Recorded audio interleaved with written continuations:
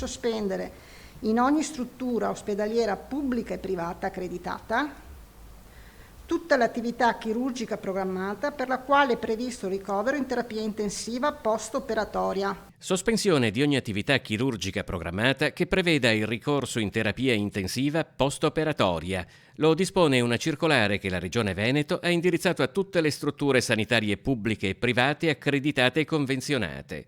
Il provvedimento esclude comunque le emergenze e urgenze, come gli interventi per incidenti, ictus e infarti. Sospendiamo anche l'attività libero-professionale, dell'attività specialistica ambulatoriale, delle strutture anche qui sia pubbliche che private, accreditate, ad eccezione delle prestazioni prioritorizzate, ossia U, urgenti, e B, brevi, quindi 24 ore e 10 giorni.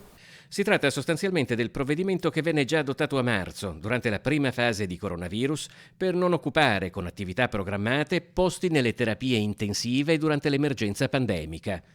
Quanto disposto da questa circolare dovrà essere applicato nel più breve tempo possibile e comunque non oltre il 10 novembre per predisporre i posti letto previsti per la fase 4, quella del picco della seconda ondata di Covid. Noi siamo nella terza fase, che è quella che va dai 150 ai 250 in terapia intensiva e dai 900 ai 1500 in area non critica. Siamo già vicini alla quarta fase, soprattutto per quanto riguarda l'area non critica, un po' meno per quanto riguarda le terapie intensive.